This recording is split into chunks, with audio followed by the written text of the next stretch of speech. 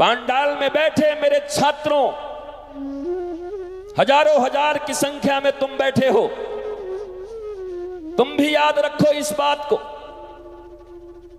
तुम्हारे स्कूल और कॉलेजों में भी एक बात चलती है, ये मेरा फास्ट फ्रेंड है, फास्ट फ्रेंड। क्यों?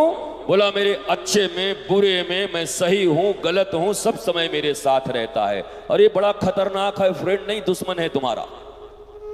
जो तुम्हारे गलत में तुम्हारे साथ खड़े हैं वो तुम्हारा फ्रेंड कैसा हुआ? दुर्योधन गलत था, उसके बाद भी कर्ण दुर्योधन के पक्ष में खड़ा था। क्या धर्म की स्थापना करने आए कृष्ण ने छोड़ा कर्ण को? बोला इसको मार। और धर्म धर्म का चिंतन मत कर। धर्मम भजस्व सततम त्यज्य लोक धर्मान सेवस्य साधु पुरुषान जहि काम तृष्णाम अन्यस्य दोष गुण चिंतन मासुस सेवा कथा रसमहो नितराम पिबत्वम। श्रीमद् भागवत के महिमामृतम का ये गोकर्ण और आत्मदेव का उपाख्यान, जहां ये कहा जा रहा है कि धर्मम भजस्व सततम, वो जो परम धर्म है उसका भजन करो, पर लोक धर्मों को त्यागने का अवसर आए तो त्यागने में घबराना मत। बोला कैसे? जब पिता का त्याग करने की बारी आई तो उस समय प्रहलाद ने सोचा नहीं, जब माता की त्याग करने की बात आई तो भरत ने सोचा नहीं, और तो और छोड़ो, राजा बलि ने गुरु का भी परित्याग कर दिया, शुक्राचार्य का।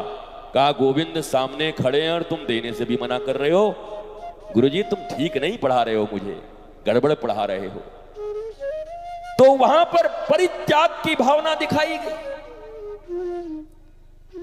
परम धर्म के लक्ष्य की प्राप्ति के लिए करोड़ों लोक धर्म का प्रतिक्षण परित्याग करना पड़े तो कर देना, नहीं तो भीष्म पितामह की तरह मारे जाओगे।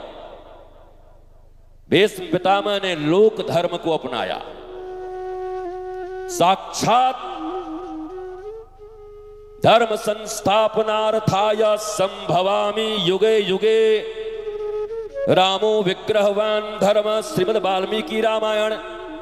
चलते फिरते धर्म के प्रतीक श्री राम और श्री कृष्ण साक्षात सामने खड़े हो, उसके बाद भी वो वचन निभा रहे हो और दुर्योधन का साथ दे रहे हो, धृतराष्ट्र का साथ दे रहे हो।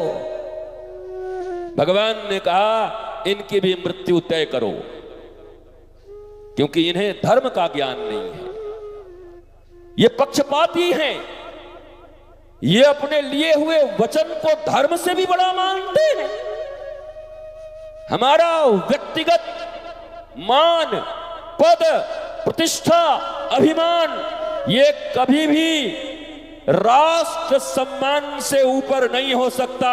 100 बार अपमान हो, पर अपने राष्ट्र के लिए एक सिपाही की तरह सदा हम काम करते जाएंगे, ये भावना भारतीयों के भीतर होनी चाहिए। और यही राष्ट्र कथा के पांडाल से संदेश देश के कोने कोने में जाना चाहिए। इट मे बी पॉसिबल, हर आदमी का हर आदमी से नहीं बनता, विचारों से मेल नहीं होता, थोड़े मन मत अलग अलग हो सकते हैं, पर हम क्या करें? उस समय जब राष्ट्र की बात हो, जब धर्म की बात हो, तब हमें खड़ा होना होता है संग में। उस समय अपनी व्यक्तिगत अभिप्सा, लिप्सा, आकांक्षा, इन सब का परित्याग करके धर्म के साथ, धर्म के समक्ष खड़ा होना होता है, नतमस्तक होना होता है। पर भीष्म ने इनकार किया और श्री कृष्ण ने अपनी लीला में उन्हें शिखंडी से मरवा करके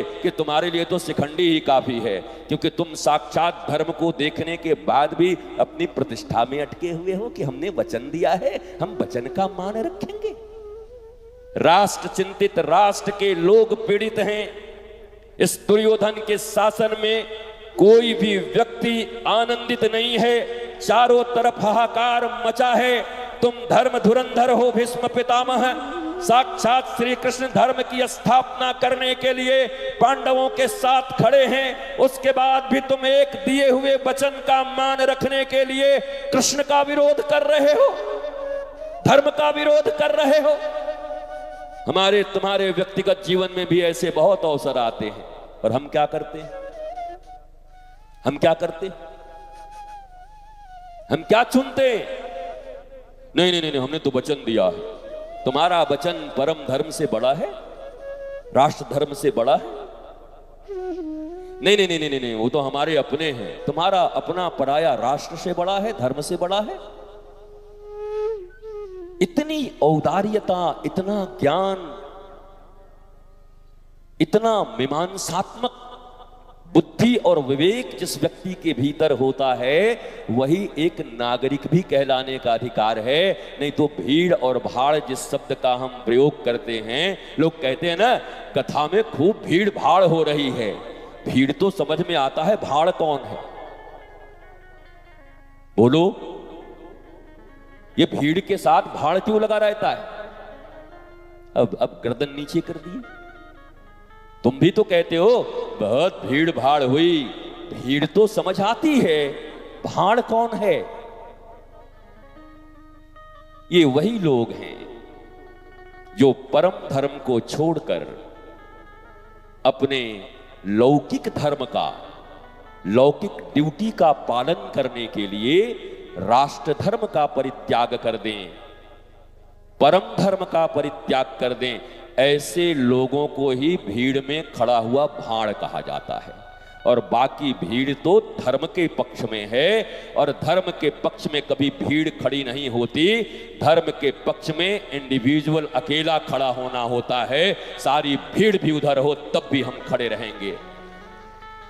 100 के 100 कौरव, कुरुवंश के कौरव मारे गए 99, और 5 जो धर्म के साथ खड़े थे बच गए।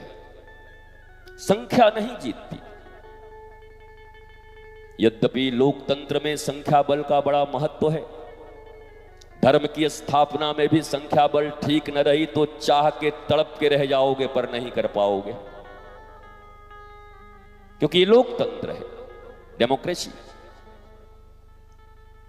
यद्यपि अपनी सभ्यता और संस्कृति की पढ़ाई करते समय यूरोपियन कल्चर, और अमेरिका को यूरोप में ही गिन लेना, अमेरिका कोई बहुत स्वतंत्र राष्ट्र नहीं रहा है, वो भी गुलाम रहा है कम समय तक, और सारी की सारी यूरोपियन पद्धति उस पर आज भी लागू है। जरा बताओ, जिस राष्ट्र ने अपनी सारी गरिमा खो दी हो, आज भी उन्हीं अंग्रेजों के दिए हुए जितने भी कानून हैं, एक को बदलने चलो तो बिलबिला उठता है लोग, देश।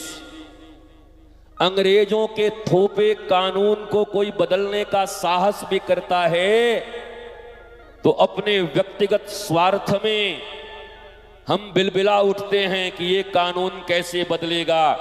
भारत, कल मैंने कहा था, यहां रहने वाले 140 करोड़ लोग ही सनातनी हैं और सनातन संस्कृति के हैं, इसलिए यहां का नीति निर्धारण भी सनातन के अनुरूप ही होना चाहिए।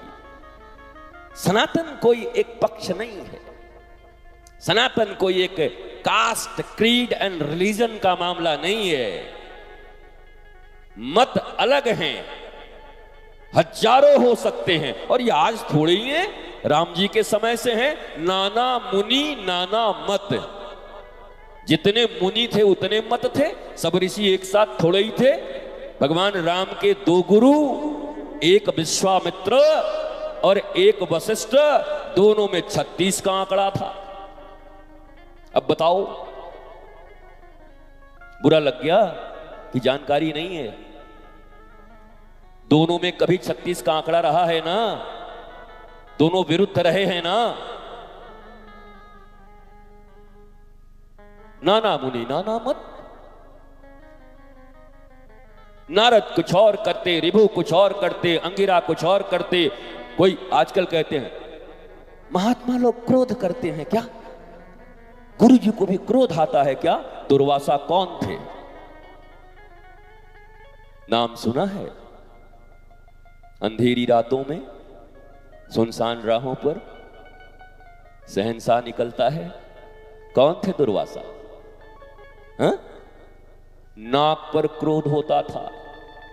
ये पता नहीं कौन सा ग्रंथ पढ़ के पाश्चात्य संस्कृति के प्रभाव में, और जो लोग भारतीय सनातन संस्कृति का उद्भव नहीं देखना चाहते, उनके ही पढ़ाए गए पाठों से तुम इतने प्रभावित हो चुके हो, कुछ भी बोलते रहते हो। अरे क्रोध तो स्वयं श्री राम कर रहे हैं। विनय न मानत जलधि जल। अब क्या कर रहे हैं वो?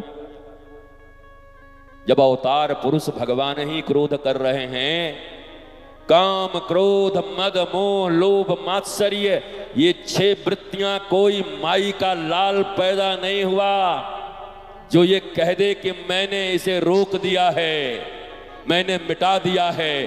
कोई नहीं मिटा सकता।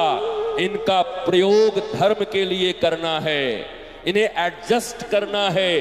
कामना, क्रोध, लोभ, मोह, इन सब का सदुपयोग हो धर्म की स्थापना के लिए, मोक्ष के लिए, आत्मज्ञान के लिए। ये मिटाया नहीं जा सकता, तुम मिट जाओगे।